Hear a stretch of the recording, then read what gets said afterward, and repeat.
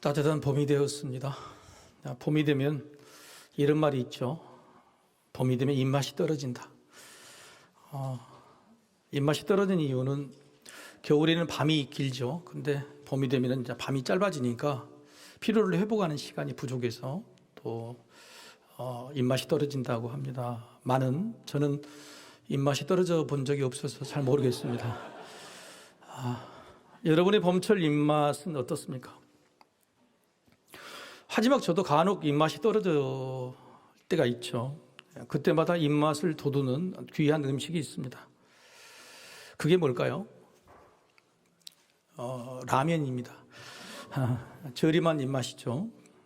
제가 라면을 좋아하는 이유는 제가 힘들고 어려울 때 좋은 친구가 되어 주었기 때문에 그렇습니다.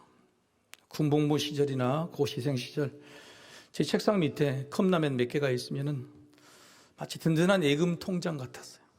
예금 통장이 있어서 꺼내 먹으면 되겠다는 마음이었고, 때때로 힘을 주는 영양제였고, 힘들고 어려울 때 친구가 되어 주었습니다.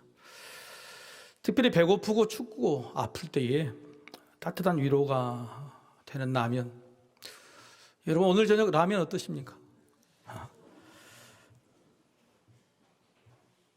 예수님의 제자들에게도 춥고 배고팠을 때, 그리고 좌절과 낙심의 시간에 따뜻한 라면 같은 음식이 있었습니다.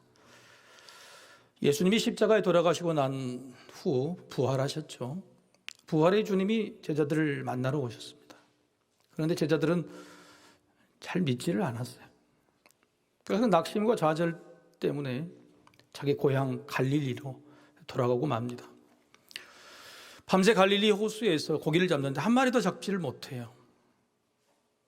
여러분, 일이 좀 되고 열매가 있을 때는 일이 좀 심해도 지치지가 않잖아요. 그런데 허탕을 치니까 힘든 마음으로 새벽에 호숫가로 나오게 됐죠. 그런데 그때 주님이 기다리고 계셨어요.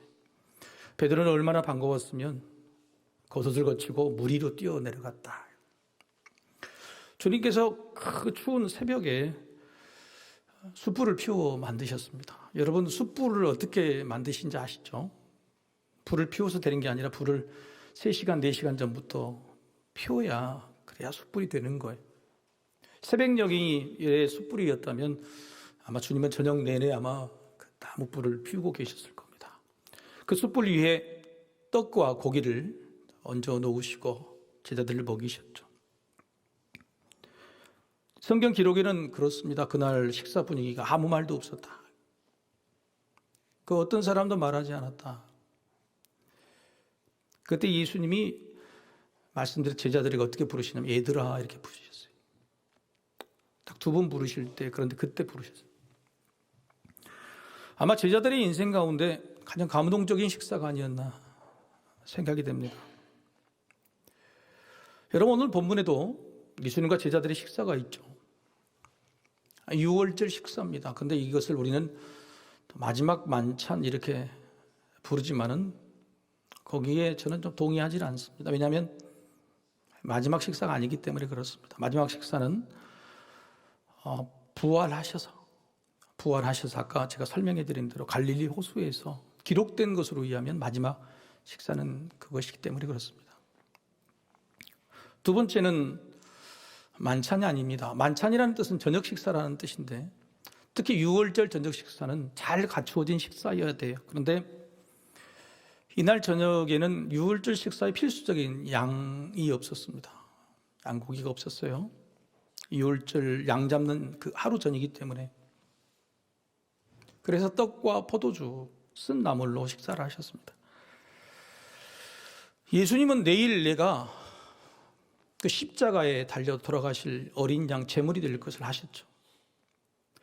이 6월절 식탁에 양이 빠져 있는데 그 양이 빠진 모습을 보고 너무 아프신 거예요. 그 식사하시다가 이렇게 말씀하신 겁니다. 떡을 떼서 이게 내 몸이다. 잔을 들어서 이게 내 피다. 6월절 어린 양 대신에 내가 어린 양 제물이다라고 하시는 그 말씀이죠. 예수님의 마음을 한번 생각해 보십시다. 이 저녁에 즐거우신 만찬이 될 것 같습니까? 그래서 오늘 이 만찬이 끝난 다음에 제자들은 찬미하고 감난산으로 갔다. 술 취한 겁니다. 토소주를 마시고 제자들은 너무 기분이 좋았죠. 그런데 분명히 성경의 표현은 그들이입니다. 오늘 이 본문에서 그들은 제자들이에요. 예수님 제대로 드시지 못했을 겁니다. 예수님 마음은 너무나 아프실 거예요.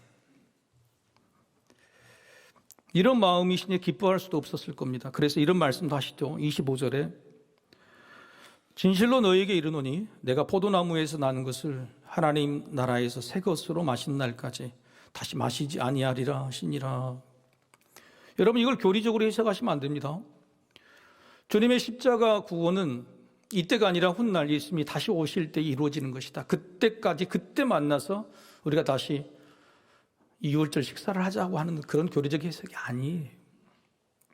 심정적으로 해석해야 돼요.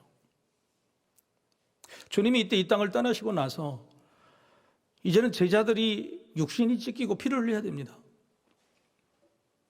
주님이 다시 오실 때까지 그 일을 겪어야 돼요, 우리들도. 주님은 그게 너무너무 힘드셨던 거예요. 그래서 나만 편하게 하나님 옆에 천국 식탁에서 맛있게 먹는 일 못하겠다. 너희들 다시 만날 그때까지 나도 잔치자리에 참여하지 않겠다고 하신 거죠. 이게 예수님의 마음이에요. 믿음이 뭐냐? 믿음이라는 것은 그 사람의 마음을 아는 거예요. 내가 누군가를 믿는다? 그 사람의 말을 믿는 게 아니고요. 그 사람의 마음의 본심, 진심을 믿는 거예요. 아는 거예요. 하나님을 믿는 믿음도 마찬가지입니다. 하나님의 마음을 아는 거예요. 사람이 철이 들고 어른이 되었을 때 이 성숙하다. 성숙함의 증거는 뭐냐면 부모의 마음을 아는 겁니다. 우리는 믿음이 성숙했는가?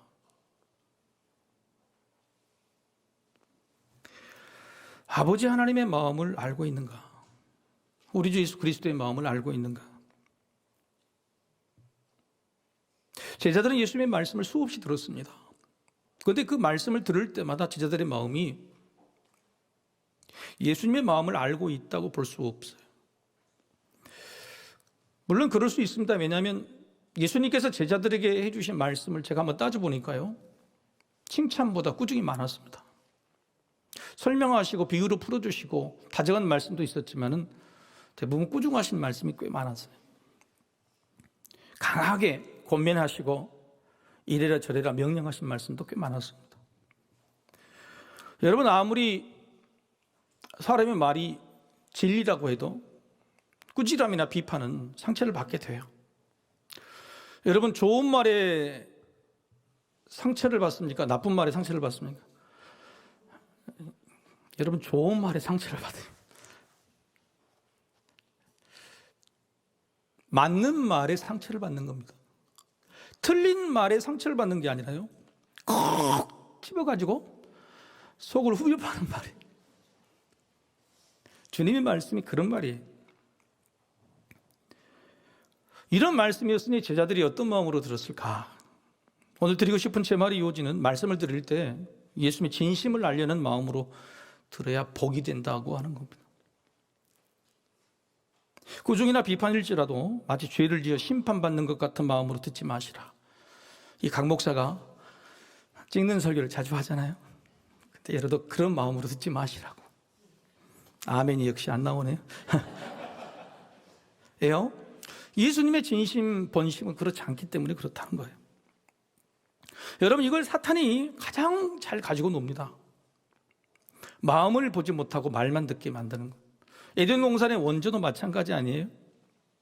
사탄이 하와에게 이렇게 유혹을 합니다. 하와야, 하나님이 이 에덴 동산의 모든 실과를 다 따먹지 말라고 하더냐? 근데 하나님은 그렇게 말씀하시지 않았어요. 아담과 하와에게 이 모든 동산의 실과는 다 따먹어라. 전부 다 내 것이다. 그런데 선악과 이건 이 하나만 따먹지 말라. 사탄은 말을 바꾼 거예요. 하나님이 다 따먹지 말라고 하더냐. 배려의 말씀인데요, 억압의 말씀. 사랑의 말씀인데요, 구속의 말씀으로 듣게 만든 거예요. 하나님은 네가 잘 되는 거 싫어해. 하지만 만약 하와가 하나님의 진심과 본심을 알았다면 이런 말에 넘어가지 않았을 겁니다. 아니야, 하나님은 그런 분이 아니시라고. 하나님의 본심은 그럴 리 없다고. 아니요, 하와가 하나님의 말씀을 정확히 들었다면 여러분 이런 문제가 없었을지도 몰라요. 사탄은 바로 그걸 가지고 유혹을 한 겁니다. 오늘 본문에도 예수님의 마음과 달리 말만 듣는 제자들의 모습이 나옵니다. 27절에 예수님이 그러시죠. 제자들이 너희가 다 나를 버리고 도망갈 것이다. 버리고 도망갈 것이다. 그래요. 그런데 이게 여러분 제자들에 대한 불신과 배신을 아시고 섭섭하다 하는 말씀입니까? 야 이놈들아, 잘 먹었냐? 오늘 끝나고 나서 너희들 나 도망칠 거잖아. 나를 버리고. 그런 말씀이시겠어요? 여러분 저녁에 식사를 하실 때에 다 주신다고 그랬잖아요. 내가 너희를 위해서 내 몸이라고 내 피라고 다 먹으라고 너희를 다 주겠다고 하신 예수님께서 어찌 끝나고 나서 너희가 나를 버릴 것이라고 섭섭한 마음을 표현하셨겠어요? 이 말씀을 잘 들어보면요, 이런 뜻이 아니에요. 꾸지람도 아니고 꾸중도 아니에요. 이 말씀이 뭐냐면 27절 하반절 말씀인데, 내가 목자를 치리니 양들이 흩어지리라. 여러분 이 말씀은요, 스가랴서 13장 7절 말씀을 가져오신 거예요. 스가랴서 13장 7절 한번 같이 한번 읽어보실까요? 자, 시작. 목자를 치면 양이 흩어지려니와 작은 자들 위에는 내가 내 손을 들이우리라. 이 말씀이 어떤 말씀이냐면 두 가지 의미가 있어요. 하나는 너희가 나를 버리고 도망간 것이 아니고, 해석을 해주세요. 말씀을 가지고 와서 흩어지는 것이다. 근데 흩어지는데 왜 흩어지냐? 목자인 예수 나를 쳤기 때문에 양들 너희는 흩어지는 것은 당연한 거야. 너희들이 나를 버린 게 아니고 어쩔 수 없이 흩어진 거야. 너희 잘못이 아니고 내 잘못이라고 하신 말씀이에요. 두 번째 스가랴에서 마지막에 작은 자들 위에는 내가 내 손을 들이우리라. 작은 자가 뭡니까? 실수한 자, 실패한 자, 믿다가도 조금 낙심한 자, 이런 사람들 위에는 내가 내 손을 들이우리라. 내가 보호하리라, 살피리라, 포기하지 않으리라, 끝까지 돌보리라. 이 말씀이에요. 그 말씀을 여기 와서 인용하신 거예요. 예수님은 내 탓이다, 꾸중하신 게 아니에요. 그리고 내가 너희를 책임지겠다고 하신 말씀이라는 겁니다. 목자 없는 양이 흩어지게 되면 위험하죠. 내가 너희에게 없을 때에 너희가 그 위험에 처할까 봐 걱정하시는 겁니다. 예를 들자면 이런 거죠. 부모님이 일을 나가세요. 저녁 11시, 12시에 가게의 문을 닫고 들어오시죠. 그런데 어린 자녀들이 남아있는 거예요. 아침에 부모님이 일 나가실 때 신신당부를 해요. 저녁에 내가 꼭 들어올 테니까 절대 저녁에 집 나가지 말고, 행여 엄마 아빠 마중 나온다고 집 밖으로 나오지 마라. 넘어지고 다칠까 봐. 그러니 집에 꼭 있어야 돼. 집에 꼭 있으면 엄마 아빠가 반드시 돌아올 거야. 이런 마음으로 말씀하신 거예요. 여러분 제자들에게 집이 어디입니까? 갈릴리 호수예요. 지금 제자들은 유월절을 지키려고 예루살렘을 왔을 뿐이에요. 예수님이 예루살렘에서 십자가 달려 돌아가신 다음에 너희도 부활을 안 믿을 건데, 그럴 때 너희 집에 들어가서 거기 있어. 28절 말씀 같이 한번 읽어보겠습니다. 자, 시작. 그러나 내가 살아난 후에 너희보다 먼저 갈릴리로 가리라. 내가 먼저 집에 가 있을게. 집으로 꼭 돌아와야 돼. 흩어졌지만, 나를 부인했지만, 나를 버리고 갔지만, 나는 집 나간 탕자가 돌아오기를 기다리는 마음으로 집을 지키고 있을게. 그렇게 말씀하신 거예요. 오늘 본문 마지막에 베드로가 장담합니다. 나는 주님을 절대 버리지 않겠다. 주님 말씀하시죠. 3번 나를 부인할 것이다. 이것도 꾸중하신 게 아닙니다. 겸손하라고 가르쳐 주시는 말씀도 아니에요. 베드로야, 너는 실패할 거야. 실수할 거야. 근데 내가 알고 있어. 알고 있어도 너를 용납하는 거야. 그 실패와 실수 때문에 낙심하고 좌절하고 가룟 유다처럼 죽으면 안 돼. 죽으면 안 돼. 그런 말씀으로 당부하신 거예요. 주님의 마음은 오직 제자들 걱정, 제자들 사랑이었습니다. 믿음은 하나님의 마음을 아는 것이라고 말씀드렸죠. 예수님 마음을 아는 것, 그거 예수님 사랑이고 예수님 믿는 거죠. 근데 과연 제자들은 예수님 이런 마음을 알았을까? 예수님의 마음을 안다는 것은 예수님의 말씀을 어떻게 들었느냐, 이걸 보면 되는 겁니다. 제자들은 어떻게 들었을까요? 29절이죠. 베드로가 여짜오되 다 버릴지라도 나는 그리하지 않겠나이다. 예수님은 지금 두 가지 말씀하셨어요. 너희들이 나를 버릴 것이다. 그 두 번째는 다시 만나자. 두 가지 말씀이에요. 그런데 제자들은 뭔만 들었어요? 버릴 것이라는 말씀만 들었어요. 그러니까 나는 버리지 않겠다고 들어요. 여러분, 베드로는요, 예수님의 말씀을 꾸중으로 알아들었어요. 너희들 나를 버릴 것이 아니에요. 안 버려요. 그게 중요한 게 아닌데, 핵심 포커스는 너희들이 흩어지는 건데, 내 책임인데 흩어졌더라도 다시 집으로 와라. 내가 집에서 기다릴 거야. 이 말씀인데,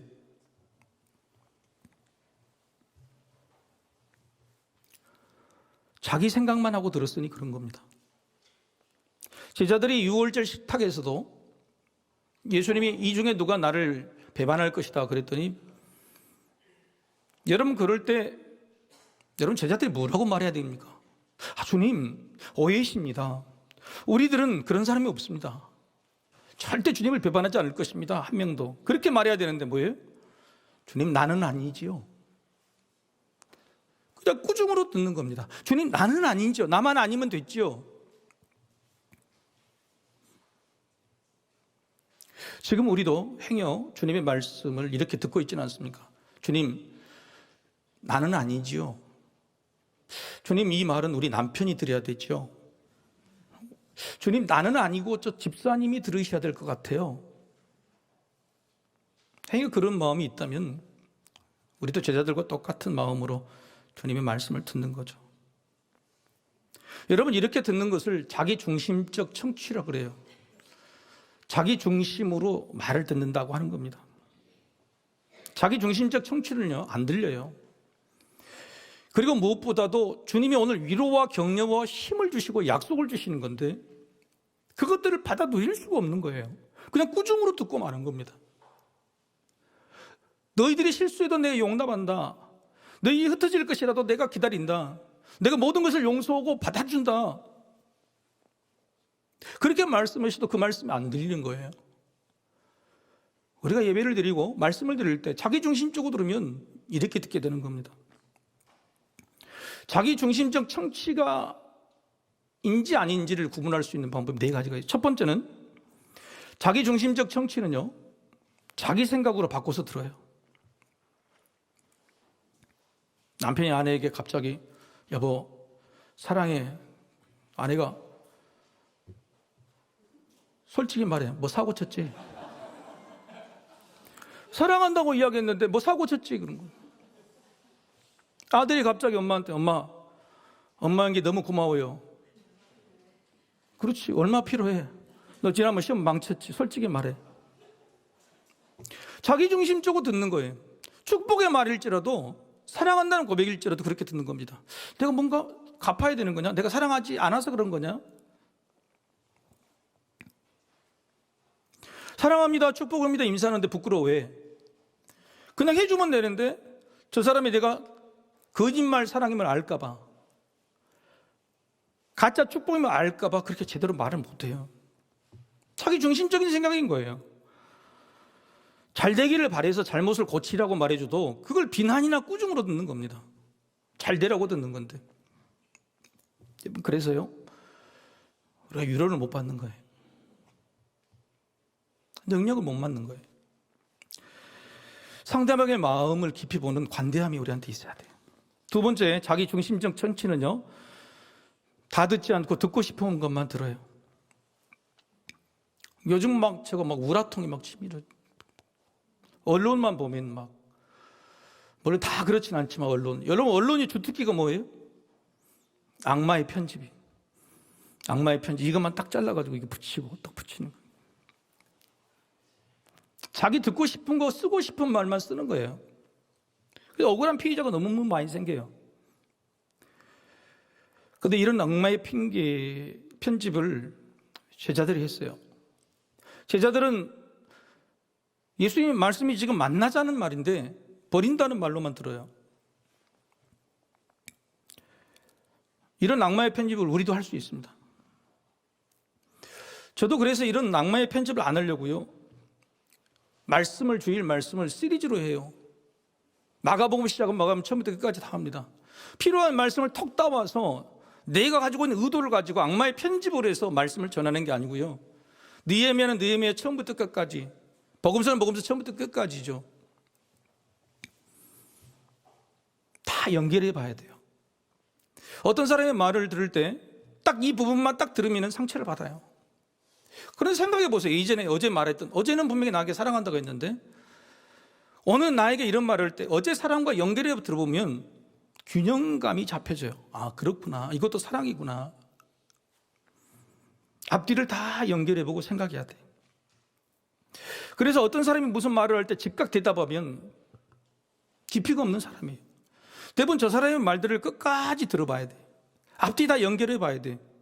근데 베드로는요, 주님이 말씀하시면 맨 먼저 튀어나와서 이야기를 해요. 항상 지가 먼저 이야기해요. 자기 중심적으로 듣지도 않고요. 연결도 안 해요. 여러분, 남들이 이야기하면 좀 듣고 나서 생각하고 나서 이야기하시길 소망합니다. 이게 중요해요. 연결을 해야 돼요. 세 번째, 자기 중심적 청취는요, 다른 사람을 애꿎은 희생양으로 만듭니다. 너희가 나를 버리겠다 그러면 베드로가 예 주님 저는 안 버립니다. 그러면 좋죠. 근데 다른 사람은 다 버릴지라도 나는 안 버려. 그 말을 왜? 여러분, 듣고 싶은 말을 듣는 사람은 꼭 남들에게 되겠어요. 저 사람이 들어야 된다. 저게 문제라고 이야기를 해요. 자기 편을 만들려고 하니 자기 편이 아닌 사람을 배척하게 되는 겁니다. 그런데 여러분이 다른 사람의 말을 끝까지 전부 깊이 들어주면 그게 내 편을 만드는 일이에요. 저 사람을 내 편이라고 생각하는데 내 편이 아니야, 말을 들어보니까. 그러니까 확 칼 같은 말을 쏟아내는데 그 사람의 말을 끝까지 깊이 완전히 들어주면 그 자체로 저 사람이 내 편이 되는 거예요.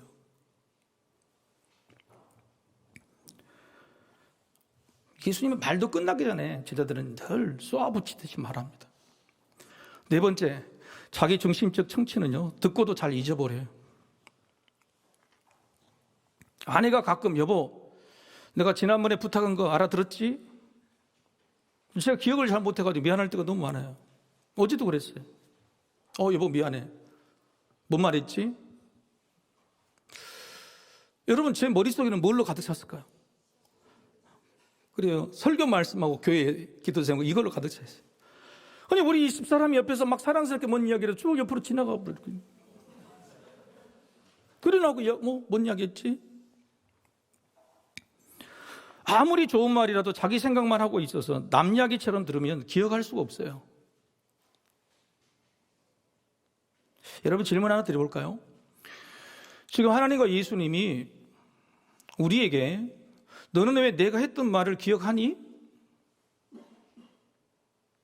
그렇게 물어보실까요? 아니면 우리의 이야기를 하나하나 귀담아 들으시려고 귀를 기울이고 계실까요?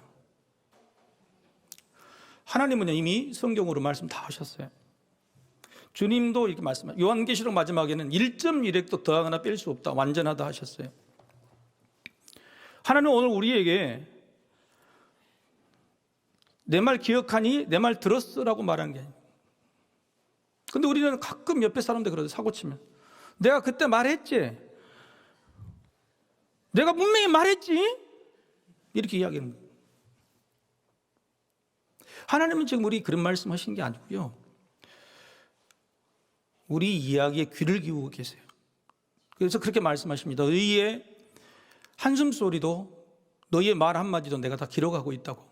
그게 행위충입니다. 심판하시려고 하는 게 아니에요.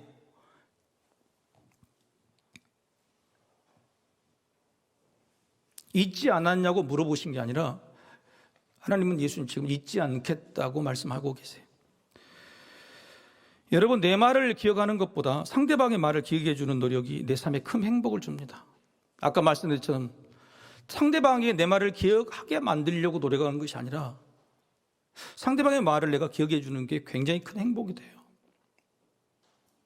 제 자녀들이 1년에 몇 번 저를 못 만나요. 타지에 있으니까. 근데 만날 때만 와서 어렵게 저에게 무슨 부탁이나 무슨 말을 해요. 여러분, 제가 쉬운 사람이 아니에요. 좀 어려운 사람이에요. 우리 자녀들도 저를 굉장히 어렵게 대해요. 그런데 그 어렵게 뱉은 말을 제가 기억하지 못한다면 되겠습니까? 끝나고 받아 적어요. 날짜까지 다 적습니다. 그리고 그때가 되면 물어줘요. 너 그때 이거 한다고 그랬지? 그때 시험 본다고 그랬지? 그때 누구 만난다고 그랬지? 자녀들이 오면 부모는 막 가르치고 내 말을 듣게 만들려고 이야기하는 거예요. 그게 아니고 자녀들의 말을 한마디도 빠짐없이 들어주고 기억해 주는 거예요. 그게 인생의 행복을 만드는 겁니다. 자기중심적이면요, 놓치는 게 이렇게 많습니다.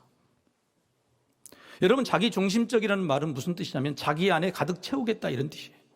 그런데 자기중심적이 되면 자기 안에 가득 채우기는커녕 하나도 채울 수가 없어요. 솔직하게 지금 우리가 예배를 드리고 있는, 말씀을 드리는 목적이 뭐예요? 채우려고 오는 거죠.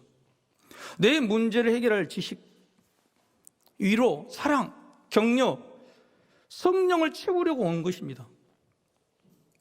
채우려고 오고 그게 당연하고 자격이 있습니다. 그런데 하나님의 말씀마저도 자기중심적으로 들어버리면 채워지는 게 하나도 없는 겁니다. 여러분, 채워서 돌아갈 수 있는 게 하나도 없는 거예요. 하나님은 오늘도요, 비어진 마음으로 다가오는 여러분, 채우려고 오는 여러분에게 뭔가를 채워주시려고 준비하십니다.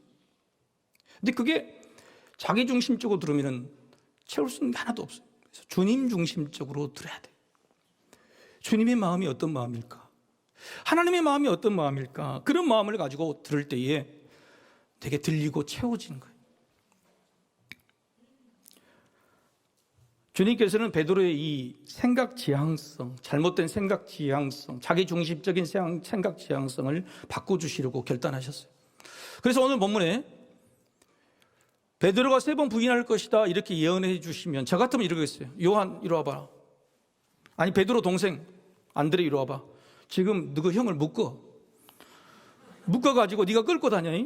지금부터 3번 부인할 것이니까, 예언하니까 절대 부인 못하도록 네 동생 안드레 네가 묶고 다녀. 이야기해. 이렇게 해야 될 거 아닙니까? 내버려 두세요. 해보라고. 베드로는요, 3번 부인하게 됩니다. 새벽닭이 울 때에 슬피 울어. 너무 슬피 울어. 여러분, 제가 뮤지컬 하면서 베드로였지 않습니까? 바로 이 슬피 우는 이 장면에서 내가 은혜를 받아버렸어요. 내가 너무너무 은혜를, 우리 아버지도 은혜를 받았다고. 예수 안 믿는 우리 아버지가 은혜 받아서 그때 예수 믿게 됐다. 사람은 사고를 쳐봐야 철이 들어요. 그래서 사고를 쳐가지고 슬프고 잠적해 있는 베드로를 주님이 찾아가십니다. 그리고 그 질문이, 시몬아, 네가 나를 사랑하느냐라고 물으시죠. 그럴 때 베드로가 여전히 그 모습으로 대답합니다. 주님, 그렇습니다. 첫 번째 대답이 그래요. 주님, 그렇습니다. 저는 분명히 주님을 사랑합니다. 이라고 대답을 해요. 근데 두 번째 주님이 다시 물어보세요. 시몬아, 네가 나를 사랑하느냐? 베드로가 이상한 거예요. 그래서 두 번째 대답은 어떻게 하냐면, 주님께서 아시잖아요. 주님께서 아시잖아요. 내가 사랑하는 거, 이렇게 이야기를 해요. 그런데 그것도 대답이 아니에요. 저는 대답이 바뀌어가죠. 세 번째, 시몬아, 네가 나를 사랑하느냐? 강력하게 물으시죠. 그때 베드로가 마음속에 기록이 되어 있습니다. 근심이 생겼다. 이게. 베드로는 누구의 말을 들을 때 근심해 본 적이 없어요. 근심이라는 말은 깊이 생각하게 된 겁니다. 뭐가 문제지? 깊이 생각하게 됐어요. 그리고 대답하는 게 이거였어요. 요한복음 21장 17절 하반절 같이 한번 읽어보십시다. 자, 시작. 베드로가 근심하여 이르되 주님 모든 것을 아시오매 내가 주님을 사랑하는 줄을 주님께서 아시나이다. 예수께서 이르시되 내 양을 먹이라. 무려 주님이 아신다는 말을 2번이나 반복합니다. 주님이 아시죠. 주님이 아시죠. 그리고 또 하나 바뀐 말이 있어요. 주님이 아신 정도가 아니라 모든 것을 아십니다. 주님, 내가 주님을 사랑하는 사랑 정도가 아니라 나의 약함, 나의 교만, 나의 어리석음, 다보다 주님이 더 잘 아셨습니다. 나는 나를 몰라서 내가 장담했는데요, 주님은 나의 부인할 것도 아셨죠. 교만할 것도 아셨죠. 그런데도 용서해 주시고 용납해 주시네요. 주님이 모든 것을 아십니다. 주어가 바뀌었어요. 여러분, 베드로는 이제 목자가 되어야 됩니다. 양을 치는 목자가 되어야 되는데 목자는 사랑해야죠. 근데 그 사랑이 자기중심적인 사랑이면 사랑 아니에요. 가짜예요. 부모가 자녀를 사랑한다고 해도 자기중심적인 사랑이라면, 아까처럼 말을 들을 때 그런 식으로 듣는다면 그건 부모가 자녀 사랑한 거 아닙니다. 그런 사랑으로는 사랑할 수 없어요. 주님의 십자가 질 수 없어요. 주님 중심적인 사랑이, 자기 중심적 사랑이 주님 중심적 사랑으로 바뀌어야 되는데, 그게 바뀌어야지 목자가 되는데, 그래야지 내 양을 이제는 맡길 수 있을 것 같은데, 그래도 주님이 우리에게 맡겨준 자녀마저도 제대로 못 치고 못 먹이고 있는 거예요. 우리가 자기 중심적 하라고 그러. 저도 마찬가지죠. 세 번째 대답을 듣고서 주님은 내 양을 치라, 내 양을 먹이라 회복시켜 주셨어요. 사랑하는 성도 여러분, 우리 안에 진심으로 채우고 돌아갈 것은 뭐냐면 바로 주님의 이 회복이에요. 내 양을 먹이라, 내 양을 치라. 칠 수 있다, 먹일 수 있다. 여러분, 그러기 위해서는 자기 중심적인 생각이 주님 중심적이죠. 이걸 바뀌어야지 채우고 얻어갈 수 있다. 주님의 지혜를, 주님의 위로를, 주님의 능력을, 주님의 성령을 채우고 갈 수 있어요. 고난주간입니다. 고난주간은 주님의 십자가가 나의 십자가가 되고 주님의 고난이 나의 고난이 되는 것, 깊이 묵상하는 거예요. 생각 없이 대답했던 베드로가 아니라 이제는 근심하며 생각해 봐야 돼요. 근심하며. 두 가지만 생각해 보세요. 여러분, 하나님이 아버지이십니까? 여러분 고맙습니다. 즉각 대답 안 해주셔서. 깊이 생각할 문제예요. 정말 하나님이 내 아버지인가? 하나님이요, 이스라엘 백성들에게요, 마지막 선지자를, 말라기 선지자를 보내주셨어요. 그리고 이 선지자 이후로 400년 동안 주님이 오실 때까지 말씀하지 않으셨어요. 근데 그 말라기 선지자를 통해서 마지막 주신 말씀이 뭐냐면, 말라기 마지막 말씀이 아버지의 마음을 회복하라. 아버지의 마음을 너희가 모른다는 거예요. 내 마음이 진짜 하나님의 아버지의 마음을 모른대요. 우리는 하나님을 아버지라고 고백하지만 정말 아버지라면 우리는 다 맡겨드리고 근심하지 않아요. 죄를 짓고 힘들고 어려워도 아버지 앞에 나와서 펑펑 울고 어린 양 부리해요. 진심으로 하나님이 내 아버지인가를 생각해 볼 때, 두 번째는 예수님이 진짜 나의 주님이신가? 주님이 뭐예요? 주인이시죠. 예수님의 십자가, 예수님의 고난, 예수님의 부활이 나의 것이 되려면 이 안에 계신 주님이 진짜 주인이 되셔야 돼요. 나는 내 인생의 주인 아닙니까?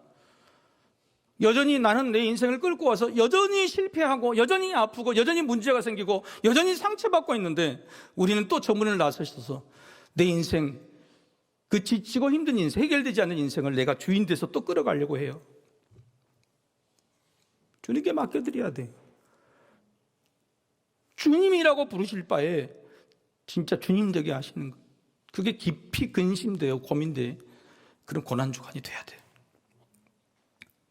나는 자기 중심적으로 생각했는지 주님 중심적으로 생각했는지를 깊이 고민하게 될 때 고난주간의 의미가 있는 것이죠. 부활이 진짜 우리 부활이 되는 겁니다.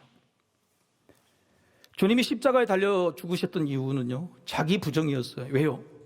죄의 뿌리가 뭐예요? 원죄의 뿌리, 이 인류의 뿌리 죄가 뭐냐면 자기 중심이었어요. 하나님이 들으신 이곳에 자기를 집어넣고 자기 중심으로 만들어버리는, 모든 은혜도 모든 복도 다 자기 중심으로 만든, 이게 죄의 뿌리였기 때문에 그 자기 중심을 부정하는 것, 자기 부정이 죄를 이기는 유일한 방법이었어요. 십자가로 자기 중심의 죄를 해결할 길을 열어주셨다면 우리가 그 길로 가기로 결단하고 행하는 것, 그게 고난주간의 진정한 의미가 되고 감사해요. 그게 우리의 숙명이고 우리의 사명이에요. 이 안에 내가 들어있는지, 정말 주님이 주님 되어서 계시는지, 하나님을 아버지라고 부르면서도 진짜 아버지인지 고민합니다. 여러분, 내 안에 주님 마음이 있고 주님 중심이 되면 주님이 다 하세요. 주님이 다 하십니다. 주님의 위로와 능력, 회복이 여러분 가운데 가득 차게 될 것입니다. 사순절 마지막 주간, 고난주간에 주님이 주님 되시는 놀라운 축복이 여러분 안에 있게 되기를 간절히 소망합니다.